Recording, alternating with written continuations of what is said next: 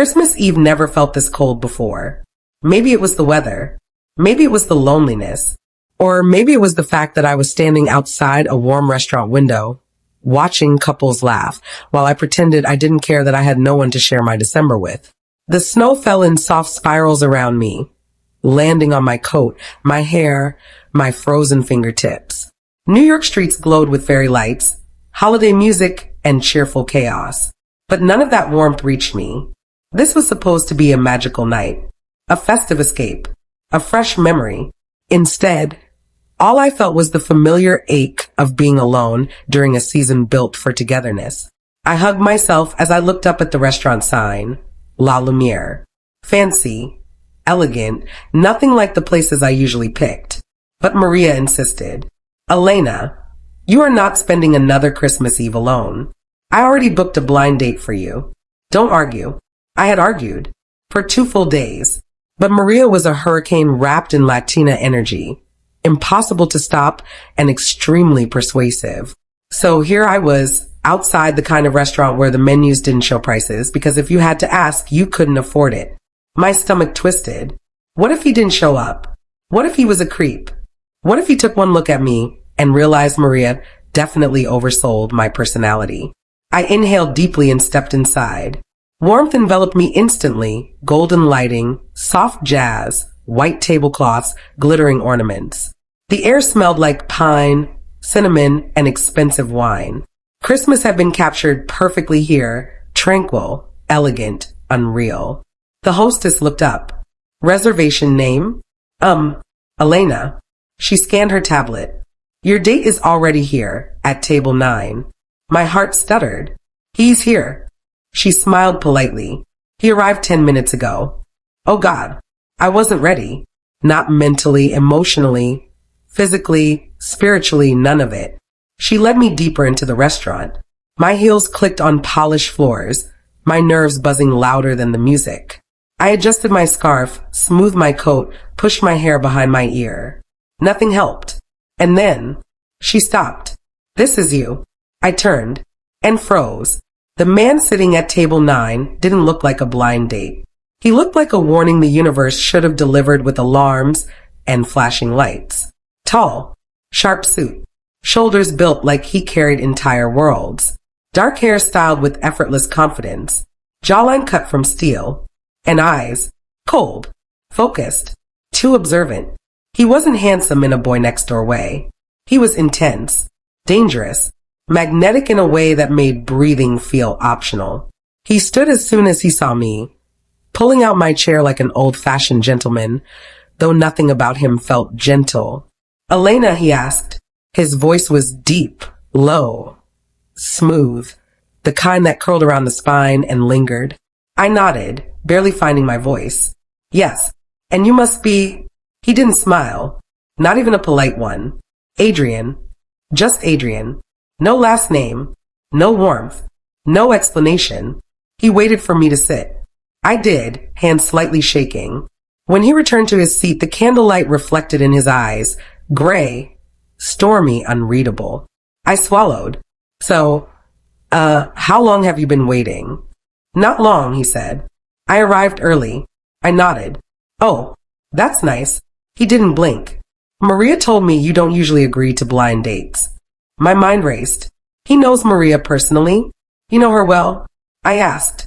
His gaze flickered, microsecond sharp. Well enough. Something about the way he said it made my pulse jump. Maria always joked about her mysterious friends in high places. I thought she was exaggerating. Apparently not.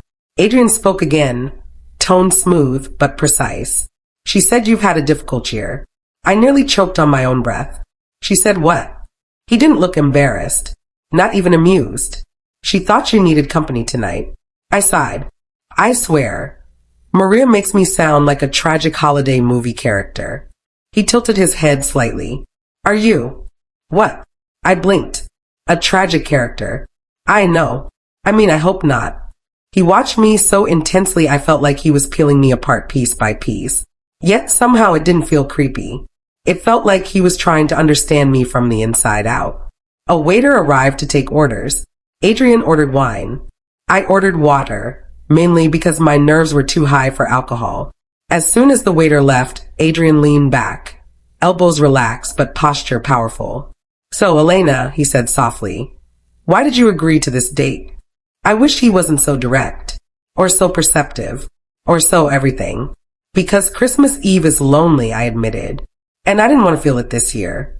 A flicker, just the tiniest one, crossed his expression, almost like something softened in him. But then it vanished. He nodded once. "Honesty. I appreciate that. And you?" I asked. "Why did you agree to a blind date?" He didn't answer immediately. He looked at the candle, the window, the falling snow. Anywhere but at me. It was the first time he broke eye contact. Then he said quietly, "Because tonight is the kind of night a man shouldn't spend alone." My chest tightened unexpectedly, but something inside me whispered, "This man is not normal. This man is not safe. This man is not who he says he is."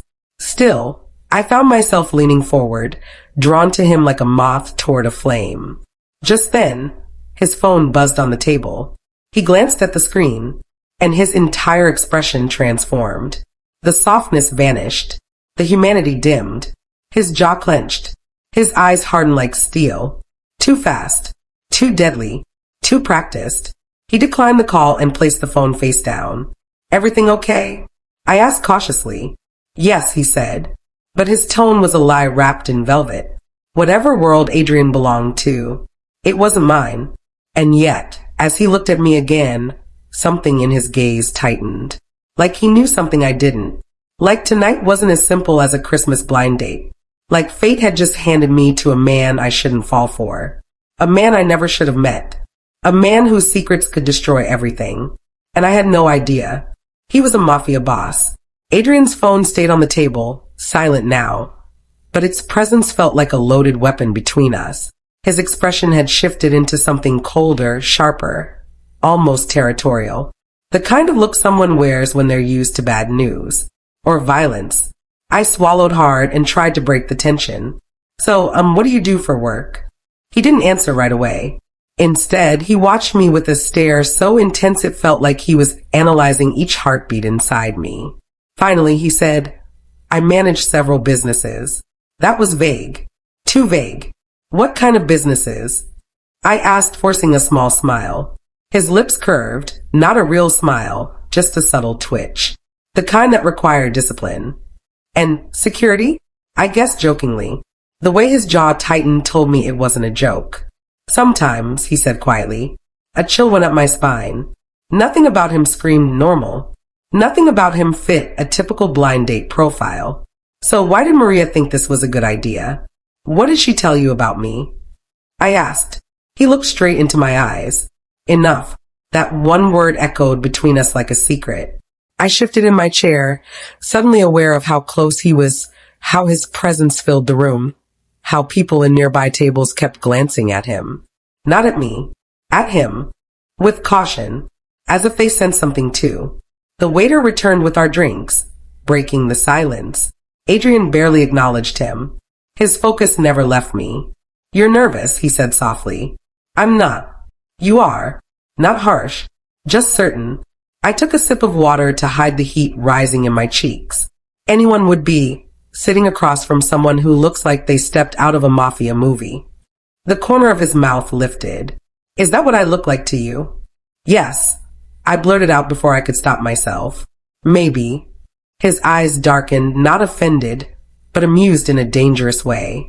"I assure you," he said in a low voice, "I am not a fictional character." The way he said it, the smoothness of his tone, the quiet warning hidden within, it made my heart skip. "So what are you then?" I whispered.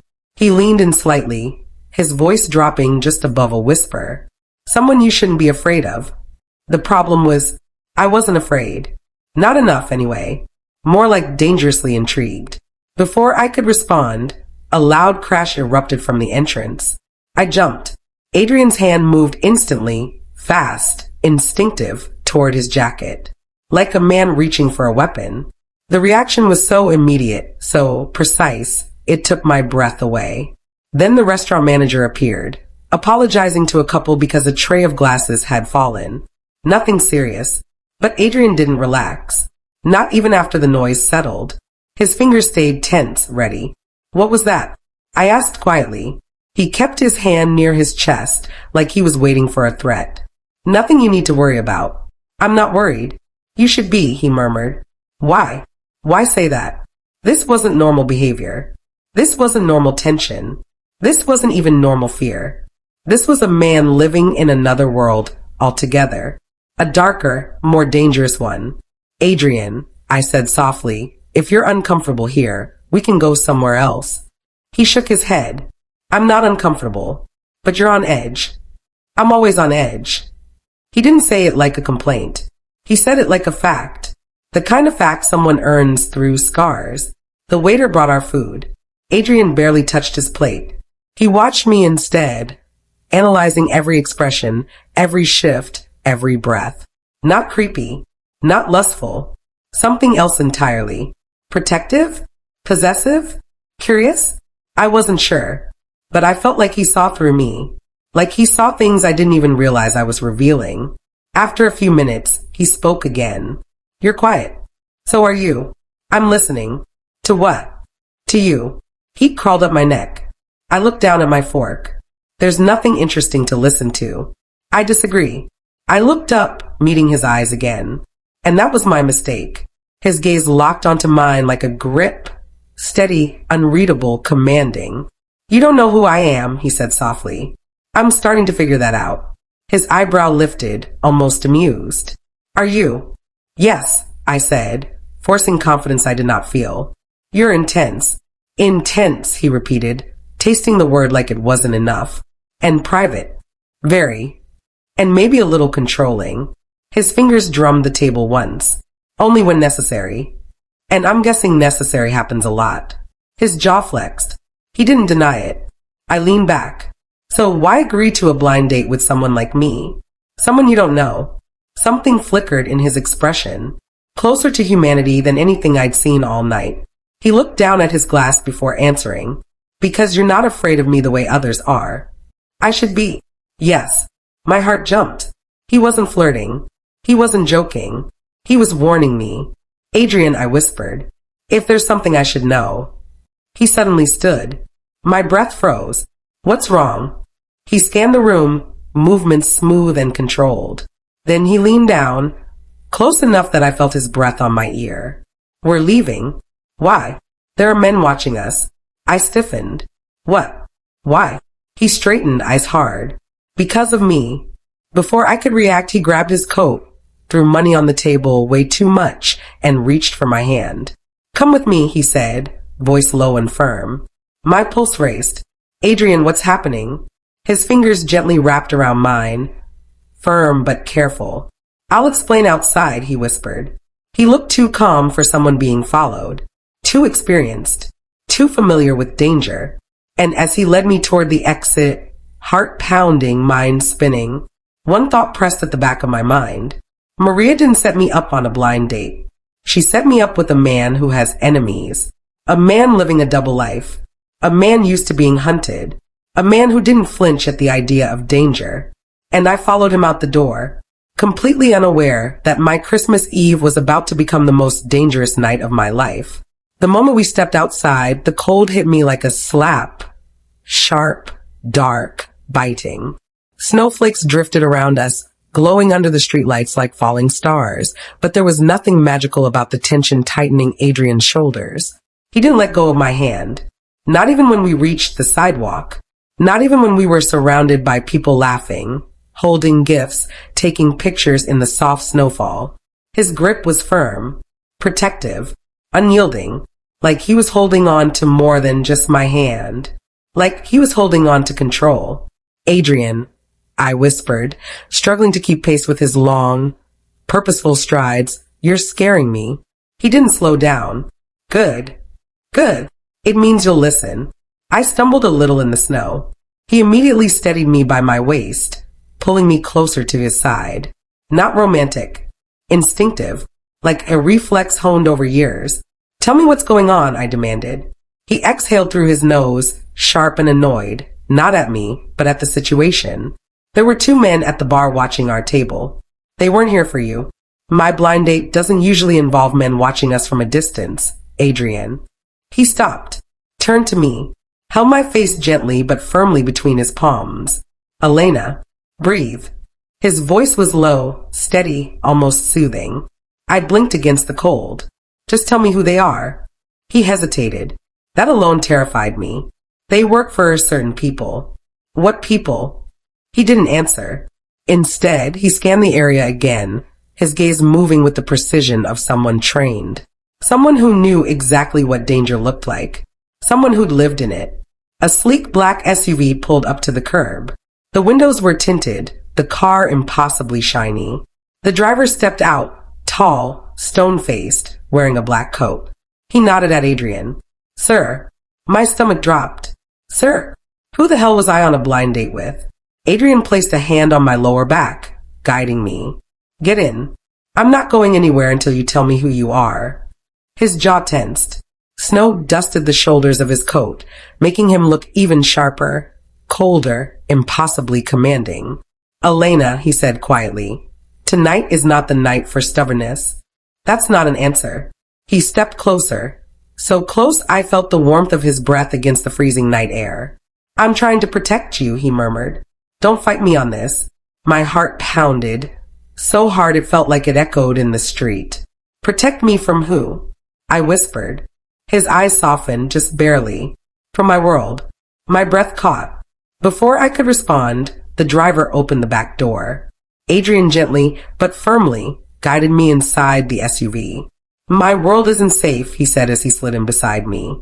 And it's too late for you to pretend you weren't seen with me tonight. What does that even mean? He leaned back, exhaling like the weight of the night was pressing into his lungs. You don't want the full truth. Not tonight. I do. He finally turned fully toward me, his knee brushing mine, his voice a low growl of reluctant honesty. I'm not the kind of man women meet through friends. I don't go on blind dates. I don't eat in crowded restaurants. And I don't get watched by accident. The SUV began moving. I stared at him, realizing the truth in pieces. You're in something dangerous. Yes, you're involved with dangerous people. I lead them. Silence. Cold, suffocating silence. I felt it before I understood it. The shift. The dread. The realization. He didn't blink. He didn't flinch. He said it like a man who had accepted his fate long ago. Adrian, I breathed. Are you telling me you're a Mafia boss? He finished quietly. My chest tightened. He continued, voice calm, steady, devastating. I control the Vesper Syndicate. And tonight, some of my enemies spotted me with you. My hands trembled in my lap. A fucking Mafia boss. Me. On Christmas Eve. On a blind date. With a Mafia boss. This wasn't romantic. This wasn't exciting. This was... I shouldn't be here, I whispered. Maybe, he said. But you are. You lied to me. Not once. The truth simply isn't something I offer. Maria set me up with you. Why would she? He cut me off. She doesn't know what I really am. Not the details. I stared hard at him. So she knows something. Enough to trust me. Trust you. I laughed bitterly. I'm in a car with a Mafia boss, Adrian. I don't think trust is. Suddenly the car swerved. Sharply, the driver cursed under his breath. Adrian's hand shot out, gripping my arm in one quick, protective reflex. What was that? I gasped. The driver's voice was steady but tense. 2 bikes behind us. Tail lights off. Same ones from the restaurant. Ice filled my veins. No. No. No. Adrian's eyes hardened. Lose them. Yes, sir. The SUV accelerated. My pulse skyrocketed. Adrian, what is happening? He didn't answer. His focus sharpened like a blade. Elena. He took my trembling hand in his, warm, steady grounding. They didn't follow us because of you. They followed because of you, I whispered. His thumb brushed my knuckles, gently. A shockingly tender gesture for a man who commanded danger like oxygen. Yes, he said. And because you're with me. This isn't fair, I breathed. No, he agreed softly. But it's unavoidable. The car zigzagged through streets, trying to shake the tail. I pressed a hand to my chest, trying to breathe. Adrian leaned closer. Look at me, he said. I did. You're safe. How can you say that? Because you're with me. His voice was steady, calm, certain, like he was the storm, but somehow also the shelter. The SUV suddenly straightened. The driver exhaled. Lost them. At once. Tension diffused from Adrian's shoulders. He looked at me again, slower now, eyes searching mine. Elena, he said quietly, I'm not letting anything happen to you. His fingers moved from my hand to my cheek, brushing away a snowflake that had melted into a tear. You have nothing to fear. He inhaled deeply. Accept me. My breath caught. His thumb lingered on my skin, too soft, too gentle for a man who had enemies chasing him on Christmas Eve. Adrian, I whispered, I shouldn't be here. His voice dropped into a confession I wasn't ready for. You should have never met me tonight. Then why did you come? He looked straight into my soul. Because I wanted a night where I didn't have to be who I am. I didn't know it yet. But this night wasn't going to end in safety. It was going to end in fate. The SUV finally slowed as we turned into a quiet, snow-covered street lined with tall iron gates and high stone walls. The kind of neighborhood where every house looked like it belonged to someone rich or dangerous. Probably both. Adrian still hadn't let go of my hand. Even after we lost the bikers. Even after my breathing steadied. Even after the world outside grew quiet again. His grip wasn't tight. Just steady. Assuring. Unspoken. Almost grounding. But it didn't change anything. I was sitting next to a Mafia boss. A man with enemies who followed us through the city. A man who lived in a world I had no business touching. And yet, I didn't pull my hand away. The car rolled to a stop in front of a tall wrought iron gate. The driver pressed a button. The gates opened slowly, revealing a long driveway bordered by snow-covered hedges. The house at the end of it. No, not a house. A fortress. Black stone. Tall pillars. Massive windows glowing warmly against the winter night. Guards standing discreetly in the shadows. This wasn't a home. This was a stronghold. As the SUV parked, Adrian finally looked at me. We're safe here. I still don't know why I'm here at all, I whispered. He exhaled, leaning back, rubbing his thumb over my knuckles absent-mindedly. Because going home wasn't an option tonight. For me or for you? For both. That wasn't comforting. Not even close. The driver opened Adrian's door first, then mine. Adrian stepped out, then offered me his hand to help me down. Snow fell around us like silent confetti. I stared at his hand for a second, hesitating, wondering if taking it meant crossing a line I couldn't undo. Then I took it. His fingers wrapped around mine, warm despite the cold air. He guided me toward the entrance, his stride slow enough for me to match. Guards nodded to him with the kind of respect that came from fear, not employment. The doors opened before we even reached them, as if the house itself obeyed him. Inside, warmth enveloped me instantly. Dark wood floors, marble accents, soft lighting, Christmas decorations subtle but elegant, golden garlands, a large tree near the fireplace, warm lights glowing. Everything smelled like cedar and winter spices. But what struck me the most wasn't the luxury. It was the silence. A controlled silence. Like every sound in this place was permitted by him alone. Adrian removed his coat and hung it neatly. Then, without asking, he gently unwrapped the scarf from around my neck, his fingers brushing my skin. You're freezing, he murmured. Well, being chased by mysterious men isn't exactly warm and cozy. His jaw flexed. Guilt flickered in his eyes. Elena. He paused, almost struggling for words. I didn't intend for tonight to go like this. What did you intend? He met my gaze. Normal. A small, sad smile tugged at his lips. A normal evening. A normal dinner. A normal conversation. You don't live normal, I whispered.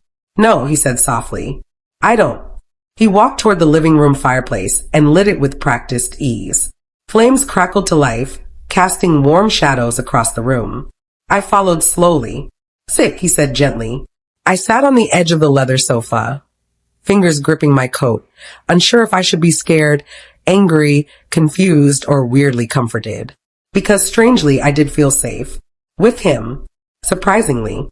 He sat across from me, leaning forward, elbows on his knees, watching me with the kind of focus people reserved for life or death choices. Elena, I owe you honesty.